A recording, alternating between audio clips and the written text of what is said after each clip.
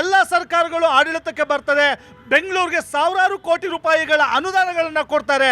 ನೀವೇ ನೋಡ್ಬೋದು, ಸಿದ್ದರಾಮಯ್ಯನವರ ಸರ್ಕಾರದಲ್ಲಿ ಪ್ರಮುಖವಾಗಿ SBMನವ್ರಿಗೆ 3 ರಿಂದ 4 ಸಾವಿರ ಕೋಟಿ ದುಡ್ಡನ್ನು ಕೊಟ್ಟಿದ್ದೀನಿ ಅಂತ ಹೇಳಿದ್ರು. ದುಡ್ಡು ಕೊಟ್ಟಿದ್ದಾರೆ, ಕೈ ಕೊಟ್ಟರು. ಯಡಿಯೂರಪ್ಪನವರು ಬಂದಾಗ ಅದೇ SBM ಅವ್ರಿಗೆ, ಅಂದ್ರೆ ನಾಟ್ ಓನ್ಲಿ SBM, ಬೆಂಗಳೂರು ಇರ್ತಕ್ಕಂಥ ಅಷ್ಟು MLAಗಳು ರಿಯಲ್ ಎಸ್ಟೇಟ್ ಮಾಫಿಯಾ ಮಾಡ್ತಿದ್ದಾರೆ, ದಂಧೆ ಮಾಡ್ತಿದ್ದಾರೆ. ಪ್ರತಿ ಅಪಾರ್ಟ್ಮೆಂಟ್ಗಳು ಇವರಿಗೆ 2-3 ಫ್ಲಾಟ್ಗಳು ಕೊಡಬೇಕು. ಬಿಲ್ಡರ್ಗಳು ಇವರಿಗೆ OC ತೆಗೆದುಕೊಳ್ಳಿಕ್ಕೆ BBMP ಅಧಿಕಾರಿಗಳಿಂದ ಹಿಡಿದು ವಾರ್ಡ್ನ ಎಂಜಿನಿಯರ್ಗಳಿಗೂ ಕೂಡ ದುಡ್ಡು ಕೊಡಬೇಕು. ಪ್ಲಾನ್ ಅಪ್ರೂವ್ ಮಾಡಲಿಕ್ಕೆಲ್ಲ ಫೇಕ್ ಪ್ಲಾನ್ಗಳ ಅಪ್ರೂವ್ಗಳು ಮಾಡ್ತಾರೆ. ಇವರಿಗೆ ಏನರಲ್ಲಿ ಹೊಡಿಬೇಕು ಅನ್ನೋದು ನನಗೆ ಗೊತ್ತಿಲ್ಲ, ನೀವು ಹೇಳ್ಬೇಕು ಅದನ್ನ ನಿಮ್ಮ ಬಾಯಿಂದ. ಯಾಕಂದ್ರೆ ನೋಡಿ, ಇವಾಗ ಮೂಲವಾದಿ ಏನು, ಇವ್ರಿಗೆ ಯಾವುದಕ್ಕೆ ಆಯ್ಕೆ ಆಗಿದ್ದಾರೆ ಜನಪ್ರತಿನಿಧಿಗಳು? ಇವತ್ತು ಕಾಲಕ್ಕೆ ಚುನಾವಣೆಗಳು ನಡೀತಾ ಇಲ್ಲ, ಜನಪ್ರತಿನಿಧಿಗಳಿಲ್ಲ, ಅಧಿಕಾರಿಗಳನ್ನ ಕೇಳ್ತಕ್ಕಂಥವ್ರು ಇಲ್ಲ.